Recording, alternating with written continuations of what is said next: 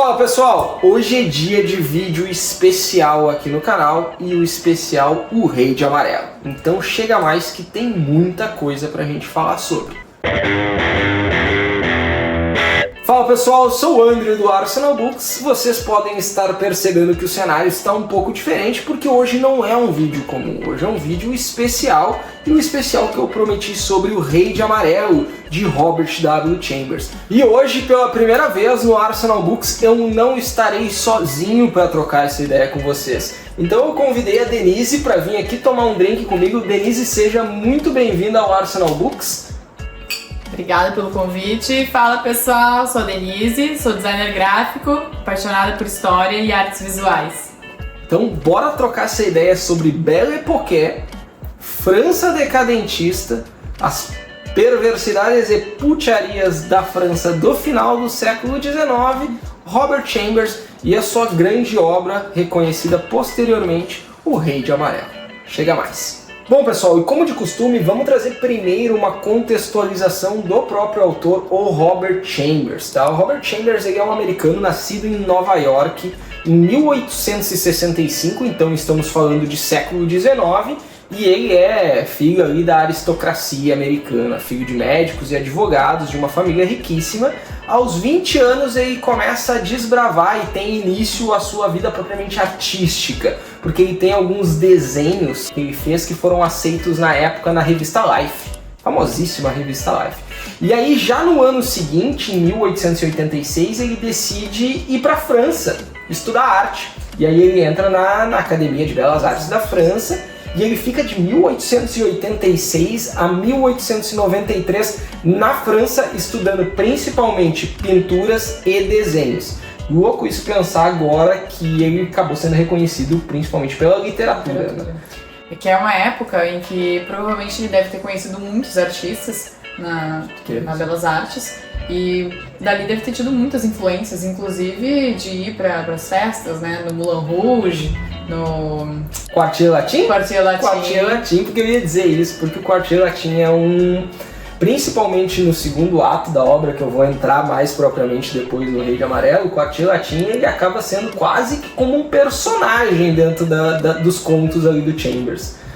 Os personagens convivendo no Quartier Latin, aquele caos todo ali, fervilhante de mentes do ócio criativo, né? Frutos do ócio criativo. Com certeza. E é muito interessante tentar entender um pouco desse movimento que estava rolando ali na França nesse final já do século XIX, né? Que é a chamada Belle Époque. A Belle Époque, ela foi uma época, né? Uma época bela, em tradução literal, bem de pós-guerra, né? Da Guerra Franco-Prussiana. Também ali com a Revolução Industrial, né? Segunda onda de Revolução Industrial. Então começou a ter mais... As pessoas começaram a ter mais tempo, né? A Belle Époque, ela ficou muito conhecida mais na França, até por esse nome, Belle Époque, mas ela acabou não sendo um movimento que se restringiu à França, né? Ela parecia um sentimento de otimismo que permeava toda a Europa. Da Europa toda. Da Europa, até dos próprios americanos, porque era a época de ouro ali da América. Sim. Na Inglaterra é conhecida a fase vitoriana, né?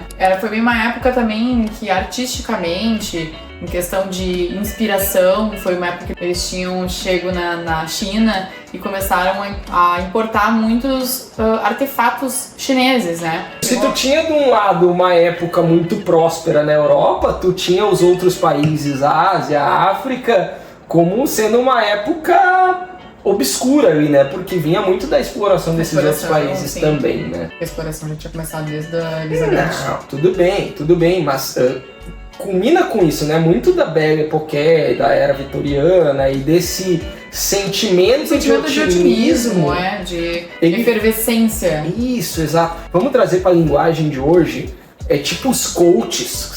Foguete não tem ré, sabe? O Elon Musk tá aí pra provar que foguete tem ré sim, tá? Acabou essa porra. Não existe mais foguete não tem ré. Mas era esse o sentimento, sabe? As pessoas naquela época, principalmente da aristocracia, né? Eu não vou olhar pras classes baixas nesse momento, até porque o nosso foco aqui, o Chambers, ele era da aristocracia, né? Então, nessa camada social, não se tinha muita preocupação. Parecia que dali pra frente, cara, tudo só ia melhorar. né? É, que vem de uma época em que, pós-guerra, né, em que as pessoas começam também a se questionar qual é o valor da vida, o que a gente tá fazendo aqui, quem somos nós, começa a vir muitos questionamentos filosóficos junto. Sim. E as pessoas começaram também a desbravar muito os ópios e bebidas, né, nas festas. E tinha bem nessa época também aqueles grupos fechados, né? Por exemplo, os homens faziam parte da aristocracia, eles tinham grupinhos, né? Sim. Pra Então, fumar e beber e prostituição, né? Também rolava solta. Mas em compensação, por fora daquilo, eles eram da aristocracia, era da família. Tinha que manter uma imagem, os né? bons costumes, né? É a imagem, né? Que até hoje rola, né? Mas eles iam pra França porque, principalmente ali na região do Quartier Latino, rolava toda essa libertinagem aí, desenfreada, né? Sim, Moulin Rouge, né? Moulin Rouge é dessa época. Tu levanta um ponto importante que tu fala sobre o movimento ali de, obviamente, Revolução Industrial. Isso também, a gente até chegou a comentar brevemente sobre antes, que isso também, essa questão do movimento industrial, ela também fez com que surgisse mais tempo pro hoje tão conhecido e recomendado por muitos, o ócio criativo, né? As pessoas tinham mais tempo, de novo, a aristocracia, para se dedicar a essa parte das artes. Ao pensar, ao ser ou não ser, aquela coisa toda. Claro, Shakespeare bem antes, mas sabe, aquela coisa toda de despender mais tempo de vida pensando nessas coisas oníricas, e aí, de novo, muitas vezes com a ajuda das drogas e do álcool. E também foi uma época que eles começaram a desbravar muitos outros continentes, né? Os Estados Unidos, por exemplo, tinha chego no Havaí, e não só a parte terrestre, geográfica, mas também a parte medicinal, né? Que começaram a surgir várias cirurgias. Então, assim começam muitos questionamentos, né? Sobre exatamente o que somos nós, né? Para onde vamos? E é bem o decadentismo, né? Da questão de ser ali um ponto de subversão daquilo que se via, né? Da vida, da beleza, né? E aí, nesse movimento que tu comenta do decadentismo, que é essa contracultura Belle Époque, é que tá muito calcado também a obra do próprio Robert Chambers. O Robert Chambers, ele viveu ali, então, de novo, de 1886 a 1893 na França. Ele retorna para os Estados Unidos. Em 1894, ele acaba por seguir no meio artístico, mas ele descobre a paixão pela literatura. E aí ele lança o primeiro livro dele em 1894, e em 1895 ele vem com O Rei de Amarelo, nosso tema hoje do especial. Só que é um ponto importante falar um pouco mais sobre o autor, porque o Chambers, é engraçado isso, o Chambers ele conviveu e ele foi contemporâneo ali de grandes nomes que hoje são mais populares na literatura, principalmente como Robert E. Howard, escritor e criador do Conan, e também o H.P. Lovecraft, né? Lovecraft aí, famosíssimo hoje dentro da cultura pop, principalmente pelo seu terror cósmico, tem uma ligação muito forte com o que o Chambers apresentou antes. E embora eles tenham sido conterrâneos de mesma época, por assim dizer, o Chambers, diferente do Robert Howard, diferente principalmente do H.P. Lovecraft, que morreu na miséria, que não teve suas obras reconhecidas em vida, o próprio Edgar Allan Poe, que tem muita influência sobre Chambers, também acabou morrendo na miséria. O Chambers não, ele tava rico. Só que o Chambers, ele, por incrível que pareça, se hoje a gente conhece o Chambers como um autor de uma obra célebre do meio do terror, que eu vou debater isso mais pra frente, o Chambers, na época dele, ele fez fama principalmente por livros de romance, até mesmo livros eróticos. Ele vendia muito livro de romance, assim, água com açúcar, sabe? E ele fez muita fama com isso. Que é muito para as esposas lerem. Exatamente. Só que é engraçado, porque hoje em dia, quando tu fala de Robert Chambers, ninguém mais fala desses livros dele de romance água com açúcar. A obra referida dele é O Rei de Amarelo. Só que O Rei de Amarelo ele não teve tanto reconhecimento assim em vida do Robert Chambers. Eu acredito que se tu perguntasse, se tu dissesse pro Chambers que 100 anos depois a obra que iam falar dele era essa daqui, ele ia rir de todo mundo. Porque não foi isso que fez realmente sucesso na época dele. Então é engraçado isso, sabe? Tu tem artistas de um movimento muito semelhante e um tema, na literatura pelo menos, muito semelhante, como o Lovecraft e o Chambers, tendo um final de vida muito diferente entre eles. Muito diferente. Completamente opostos. Então é muito interessante também pensar sobre isso. Até interessante para situar, né? Mas nessa época a gente também teve o movimento da Arte Nouveau, que valoriza muito a beleza, questões mais orgânicas, né? Como flores, plantas, a sensualidade também.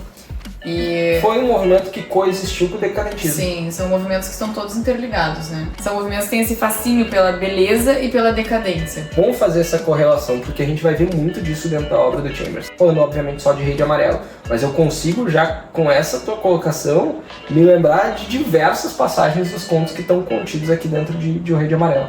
Importante, isso é um ponto bem interessante. Então tinha mais de um movimento coexistindo na França em que o Chambers estava convivendo. Então tudo ali efervescendo ao mesmo tempo, Chambers estudando arte, bebendo, curtindo com a gelatina, aquela coisa toda. Com Rouge. É que a questão mesmo é que, por exemplo, de diferenças, né, de movimentos, mas o decadentismo ele é mais focado assim, em literatura, em pinturas, né, em arte. Mas a Arte Nouveau não é literatura. A Arte Nouveau principalmente ali tem os cartazes, né? Tem o Toulouse-Lautrec, que ele era um artista da época. Ele era rico também, ele era da aristocracia, né? De família, e ele foi também estudar arte. E ele era um designer, inclusive, precursor aí dos cartazes. E o estilo de arte dele é muito ligado à Arte Nouveau. Mas se tu vai ver, assim, os assuntos deles, acaba sendo um pouco decadentista, sabe? De retratar muito ali o dia a dia das pessoas que trabalhavam, as bailarinas, as dançarinas, de cancan, enfim, dos bêbados, né? Do dia a dia do Moulin Rouge, do Quartier Latin. Então é bem interessante assim, essa linha muito tênue entre uma e outra, né? E a Arte Nouveau é muito focada também em arquitetura, em móveis. Ela não se limita às artes em si. Arquitetura, assim. Que são esses movimentos mais sinuosos, né? Essa ligação com a natureza, essa provocação mais da natureza, né? Tem aquelas escadas com aqueles corrimões lindos, maravilhosos. Ela tinha muito também aquela questão dos detalhes. Muito detalhe. E aí, pessoal, a gente entra no último ponto. Antes de entrar propriamente dito no Rei de Amarelo, como eu disse, essa obra, depois que eu li ela, eu acabei ficando tão imerso, tentando ou querendo entender o que fez o Chambers construir isso, que eu tive que ir além. Eu não parei em Rei de Amarelo. Eu acabei lendo um outro livro de contos no Kindle, aqui lançado no Brasil como Carcosa. Então, em Carcosa tem conto do Edgar Allan Poe, conto do Ambrose Bierce, que eu vou chegar ali, e também conto, obviamente, do Robert Chambers e do H.P. Lovecraft. É um livro de contos que compila estes autores com obras que permeiam ou influenciaram diretamente o Chambers a construir o Rei de Amarelo. E além desses autores no livro Carcosa, eu tenho que destacar o Gustave Nudot.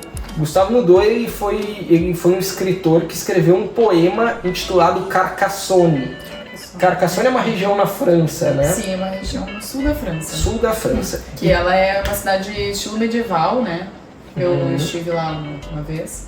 Tem muitos cemitérios. Tô entendendo muito da relação. Muitos cemitérios com aquelas tumbas assim bem grandes, aquelas lápides grandes, bem tétrico. Mas isso diz bastante. Mas é bem interessante assim a cidadezinha, né, toda amuralhada. O Gustave Nudot, ele escreveu um poema intitulado Carcassonne. E nesse poema ali, claro, poema sempre é aquela questão mais interpretativa, aquilo tudo, mas no Carcassonne ele traz muito sobre um personagem que ele está lamentando a morte dele sem ter conhecido a região de Carcassonne. E o porquê que isso é importante? Faça uma ligação direta entre o nome Carcassonne e Carcosa. Carcosa que depois ganhou as páginas e a fama aqui no Rei de Amarelo. Só que Gustave Nudot ele acabou influenciando não diretamente o Chambers, mas sim antes dele o Ambrose Bierce. E o Ambrose Bierce, esse escritor contemporâneo do Chambers, ele escreveu um conto intitulado Um Habitante de Carcosa. E o Habitante de Carcosa, ele traz muito sobre... ele não chega a ser um conto de terror, mas é uma narrativa de pós-morte. Foi escrito no século XIX, não é spoiler, tá? Mas é importante para entender toda a vibe que o Chambers vai botar aqui depois. E essa narrativa do pós-morte trata sobre o protagonista, esse habitante de Carcosa, vivendo nessa cidade, nessa região que ele não reconhece, intitulada Carcosa. Só que aí depois, no final do conto, vocês conseguem entender um pouco mais do que representa Carcosa. Só que tem toda já a estética de uma região decadente, uma região perdida no tempo, assim, sabe? Tudo destruído, passa uma vibe muito pesada, assim, de um local realmente tétrico. É porque a região ali de Carcassonne, claro, tem a parte mais da cidade mesmo, né, de mais moderna, claro, mas a parte de Carcassonne, ali o castelo de Carcassonne, é uma região, assim, que é só o castelo, e na volta esses cemitérios, assim. Então, bem aquele estilo europeu, assim, né, que é distante, assim, das coisas, mas, nossa... Diz muito, tá? Diz muito sobre isso aqui.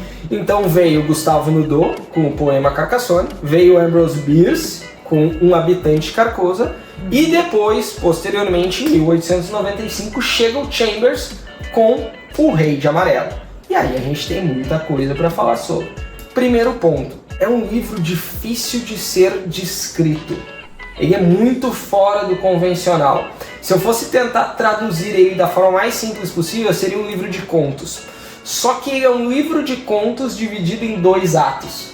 Com o primeiro ato contendo 5 contos e o segundo ato contendo 4 contos e mais uns excrementos de poemas, por assim dizer. E por que é importante dividir, se são todos contos, né? Por que é importante dividir ele em 2 atos? Porque são atos completamente diferentes entre si. É um troço bizarro. A partir do momento que tu chega no segundo ato desse livro, é como se tu não estivesse lendo o mesmo livro. É um troço impressionante. A primeira metade dele, muito mais calcada no terror. Eu até deixei aqui separado no sumário aqui. Tem o nome dos contos, tá? Então, primeiro conto, O Reparador de Reputações, depois A Máscara, Na Travessia do Dragão, O Sigilo de Amarelo e A Demoiselle Dis. Esse encerra o primeiro arco do livro.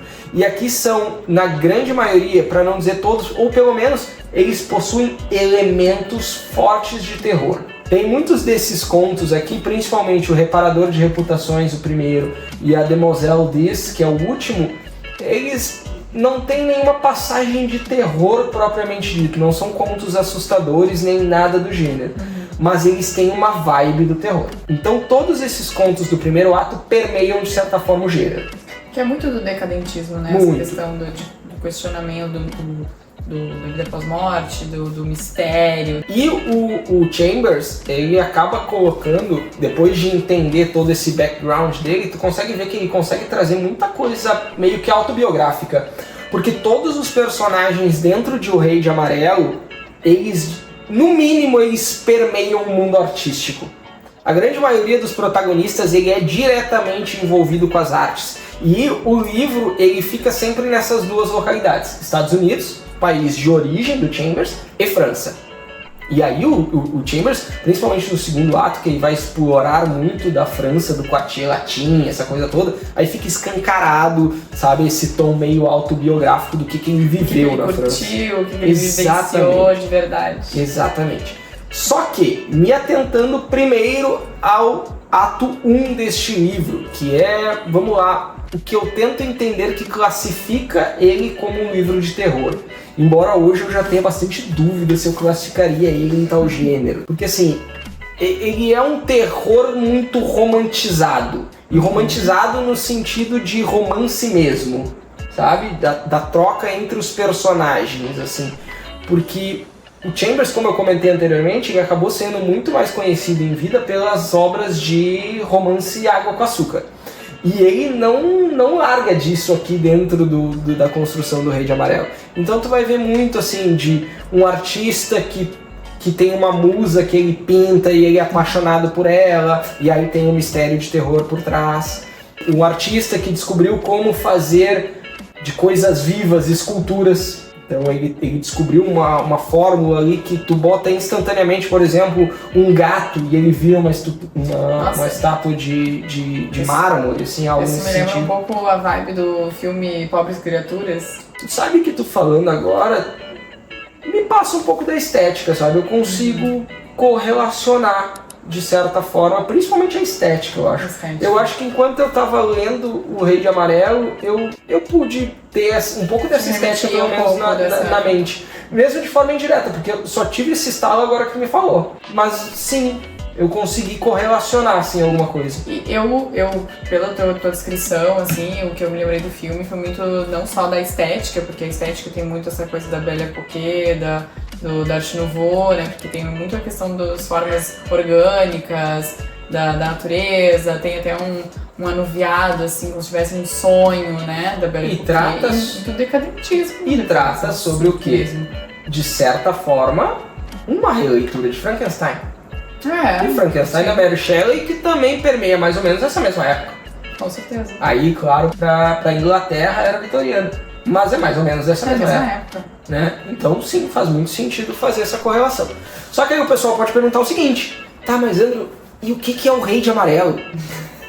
E eu vou ser sincero pra vocês, tá? Na minha visão, tá? E tentando buscar explicações acerca do que é o Rei de Amarelo. Primeiro, trazendo para a literatura em si. O Rei de Amarelo nada mais é do que uma peça proibida, uma peça amaldiçoada que existe dentro do mundo construído pelo Chambers. Então, de certa forma, principalmente no primeiro ato, todos os personagens eles vão ter contato com os escritos dessa peça do Rei de Amarelo. E essa é uma peça que acaba trazendo loucura para as pessoas, né? E aí sempre culmina em tragédia de uma forma ou de outra. Essa é que nem a história de Macbeth, né? Shakespeare. Isso, semelhante. E até depois, e aí o Lovecraft, que acho que o pessoal já tem mais contato também, ele remete de certa forma ao Necronomicon, o livro dos mortos ali da mitologia do Cthulhu. Então, assim, é essa história de uma peça proibida. E quem tem contato com ela acaba pagando um preço muito alto. Só que isso é muito bizarro, tá? Porque tu não vê nada da peça propriamente dentro do livro. Tu consegue ver pequenos pontos, assim. Nossa, assim, e eu não vou nem dizer fragmentos, tá, Denise? Eu vou dizer o seguinte, eu vou dizer breves conceitos e só nomes de conceitos. Por exemplo, aqui fica claro em determinado momento que um dos nomes do Rei de Amarelo é Hastur. Por que é Hastur? Ninguém sabe. O nome da cidade ou do reino do Rei de Amarelo é Carcosa. Existe em Carcosa o Lago de Hali. Por quê? O que realmente é, ninguém sabe. E isso ajuda a construir uma ideia, uma mitologia. É uma mitologia. E o Chambers brinca muito com isso, com a nossa curiosidade. Uhum. Ele não te entrega nada, mas tu fica curioso, porra, por que tu fica louco quando tu lê isso? Né? Por que tu fez isso depois que tu leu O Rei de Amarelo? E aí ele bota, obviamente, dentro da construção narrativa dos contos deles, muitos personagens de caráter dúbio. Tu não sabe se tu pode realmente confiar em alguns deles. O próprio primeiro conto, Reparador de Reputações, a gente acompanha esse conto na visão de um personagem que ele saiu de um hospício. Então já começa assim, tipo assim, tá, mas esse cara é louco, eu posso confiar no que ele tá me dizendo? Ele ficou louco antes ou depois de ler o... Ele já era louco ou ele ficou louco depois de ler o Rei de Amarelo? Ver a peça. Não, eles não veem a peça. Esse é um ponto importante. Eles não veem a peça. Eles têm contato com o roteiro da peça. Ninguém viu a peça, entende? Quem escreveu esse roteiro? Não diz. É tudo uma mística. Aí entra a parte da mitologia do Chambers. E que muitos autores depois se beneficiaram disso, como Lovecraft, para criar todo o terror cósmico dele. O Chambers faz isso com maestria e com poucas palavras, entende? Ele não te entrega realmente nada. E aí ele te deixa viajar. E aí por isso que eu começo cada vez mais a pensar na figura do Rei de Amarelo. E eu associo Carcosa, o Rei de Amarelo, muito à decadência do próprio movimento decadentista, que depois aí tu vai ver aonde o Chambers estava inserido e faz total sentido. Tudo é tétrico, tudo é destruído, tu não tem esperança. tudo existe, mas não existe ao mesmo tempo. É o oposto do otimismo, né? É um negativismo, total. E aí tu tem o quê? Artistas entrando em contato com uma obra tão pessimista e automaticamente sofrendo os males dessa obra, sabe?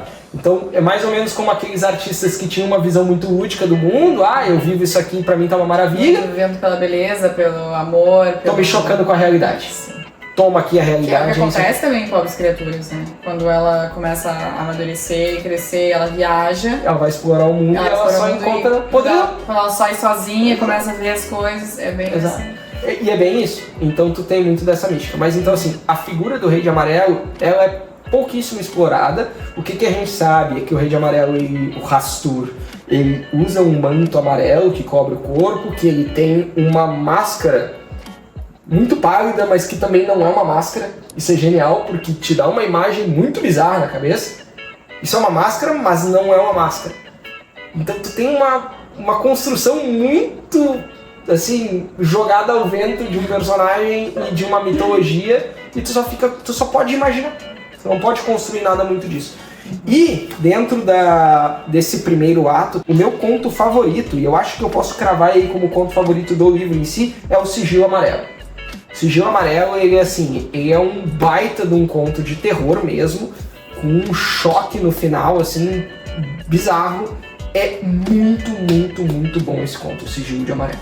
Aí sim, esse eu posso cravar. Esse é uma boa obra de terror. E aí, Denise, eu acho legal a gente tentar pensar um pouco no seguinte. Por que o amarelo? Né? Por que o Rei de Amarelo? E a gente trocou uma ideia breve sobre isso, né? Porque o amarelo a gente tem uma ideia muito do lado positivo, né? Que é uma cor de otimismo, de luz solar, de calor, de felicidade, né? A gente tem muito essa ideia. Mas é exatamente por isso que o amarelo é tão bem escolhido para a obra, né? Porque é uma cor também de advertência, de perigo, também é uma cor muito ligada à doença.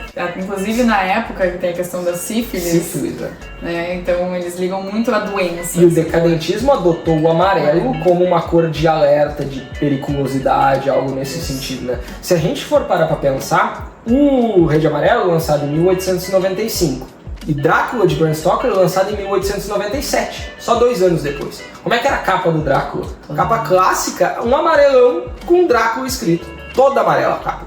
Se a gente avançar, e não precisa ir tão longe agora, a gente pode voltar para a década de 60 e 70, cinema italiano, surgiu o gênero do giallo. O giallo era amarelo e italiano. E o giallo tratava o quê? Sobre filmes de suspense, thrillers, assassinatos, um assassino em série. Então tu tem muito dessa correlação dentro da... Hoje já posso classificar como cultura pop isso aqui, né? Posso, de certa forma sim. Então tu tem o amarelo muito dentro da cultura pop como esse sinal de alerta, de perigo.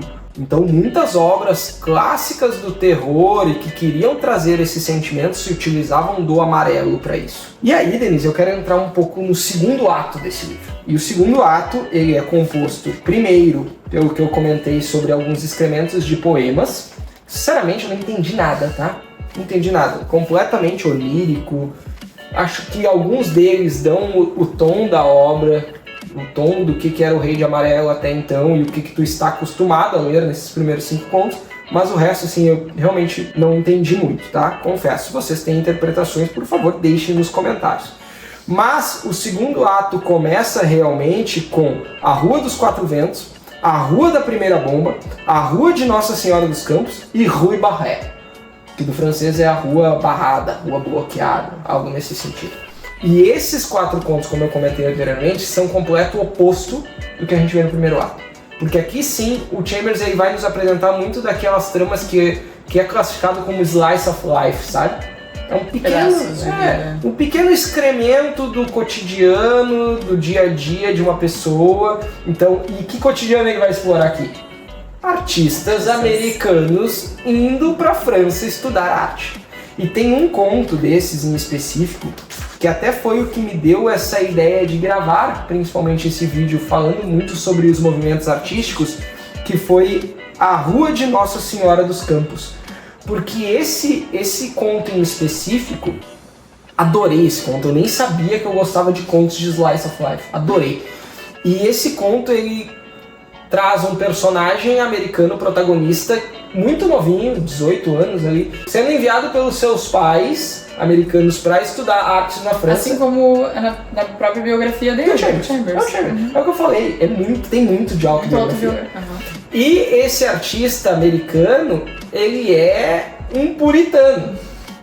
E ele chega no Quartier Latin, entende? Então tu tem muito da construção do conflito ético dele. Ele é um cara puritano que ele acredita nos valores da família e ele vai lá para estudar. Ele tá indo com esse foco e ele se depara com um mundo completamente à parte do que ele conhecia no dia. Ele viu a parte feia. Não sei se a parte feia, mas a parte que estava disposta a questionar. A parte que estava disposta a ir contra o que ele imaginava de mundo. E eu não sei até se é a parte feia, por assim dizer, porque ele se apaixona por uma das mulheres da vida, por assim dizer. E fica aquele sentimento de errado. Só que o que ela faz aí é entra errado. A genialidade do Chambers. A personagem com a qual ele se apaixona não deixa ele saber o que ela realmente é. Porque ele tem uma visão de mundo muito inocente. Ele não sabe que ela é uma prostituta do Quartier Latin. E ela não quer que ele saiba para não estragar o brilho nos olhos que ele tem quando ele conversa com ela. Porque ninguém conversa com ela como ele. Porque todo mundo sabe quem ela é. Mas ele não sabe de verdade quem ela é. E essa paixão genuína que ele mostra pela pessoa dela é que guia toda a trama e tu fica naquela angústia de em que momento isso vai desandar. E pra vocês verem, olha a diferença de tom. No primeiro ato tu tem contos de terror que terminam geralmente em morte, em alguma coisa, do além-vida e espíritos e aquela coisa toda.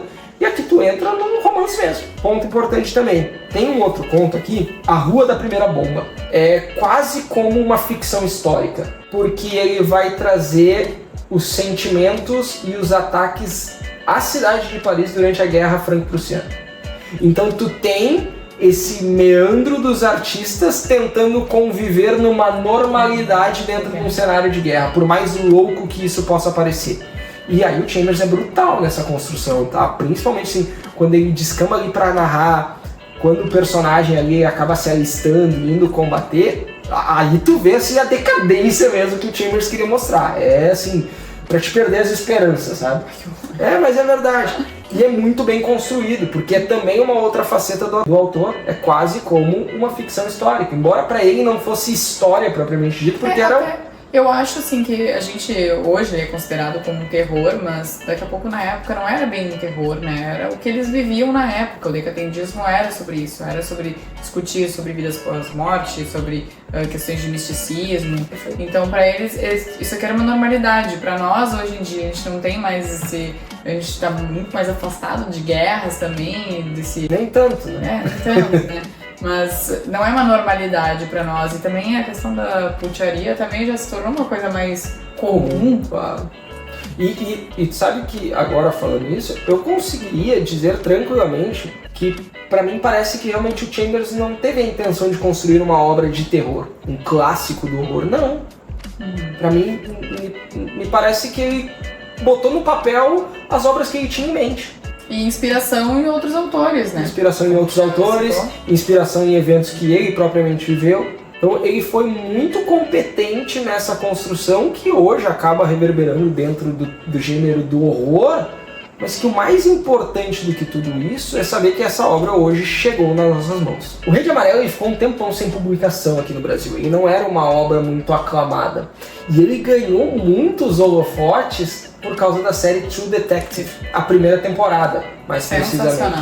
Matthew McConaughey, Woody Harrelson, simplesmente genial. Eu reassisti a primeira temporada para gravar este conteúdo aqui especial do Rei de Amarelo, porque de fato o Rei de Amarelo ele permeia e ele é citado ao longo de toda a temporada, que é um thriller policial, tem um assassinato e vai ter toda a investigação desses assassinatos, tá? E tentando, obviamente, descobrir quem é o assassino por trás do ocorrido. Só que o tempo inteiro se faz referência ao Rei de Amarelo. I'll tell you about the Yellow King. né? Tu te E lembra fica disso. aquela dúvida, né? Aquela curiosidade, quem é o Rei de Amarelo, o que é o Rei de Amarelo. E na época que a gente viu essa série, pode ter até se incomodado de não ter sido tão revelado realmente o que é a mística do Rei de Amarelo. Só que agora que eu li propriamente o livro do Chambers, eu entendo que a série capturou com perfeição o que o Chambers expôs aqui. What do you say, what? Give me a name. Your fucking name, huh? Fucking say, boy. The Yellow King! Não entrega nada também. Te deixa no teu imaginário.